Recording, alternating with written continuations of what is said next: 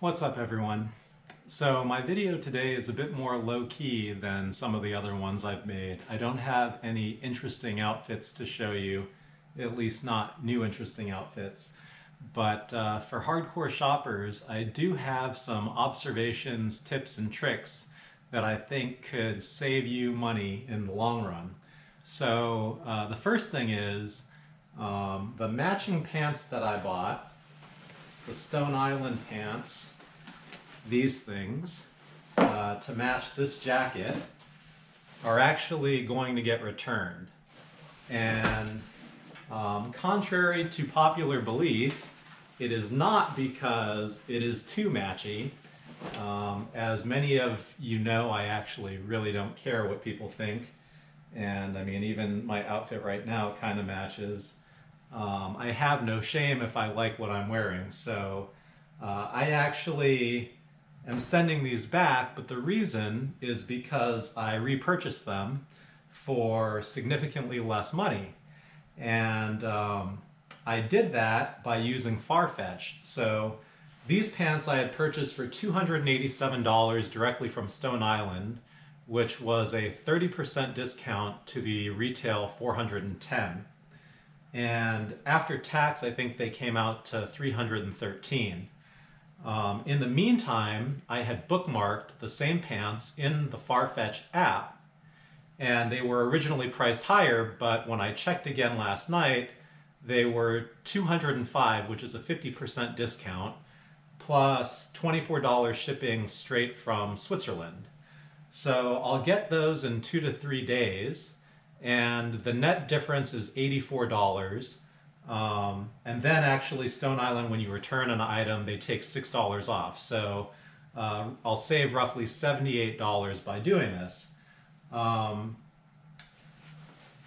of the reasons I'm able to do this, and this is just something I generally do, because yesterday I actually cut the Farfetch tag off of this jacket because I plan to keep it, but I usually don't cut tags off unless I'm actually going to wear something. And I actually had debated cutting this tag off yesterday, and it specifically says, please try this item on without removing the identification tag or disposable seal. Items without the tag or seal will not be accepted if they are returned. So I hadn't cut this off because I hadn't actually worn these pants yet. And it's a good thing because by not cutting them off, I was able to repurchase the same pair through Farfetch. And I'll be able to send these back to Stone Island. Now, a couple things that are interesting about this. So I actually did the same thing for my wife's jacket, this jacket here.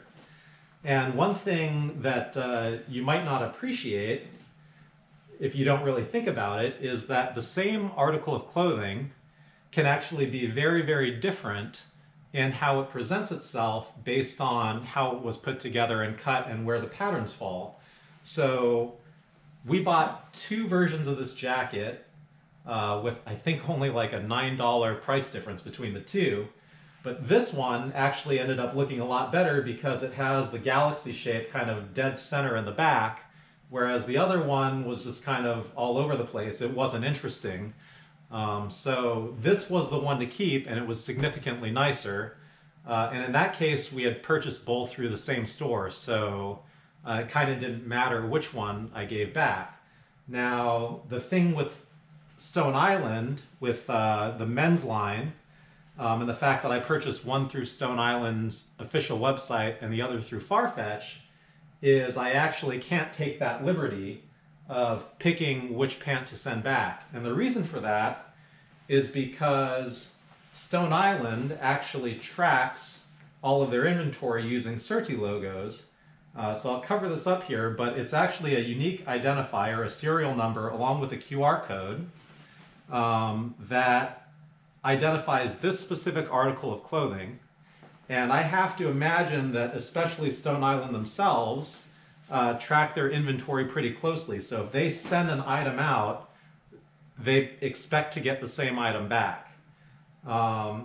It's less consequential with this pant because unlike this with the Galaxy,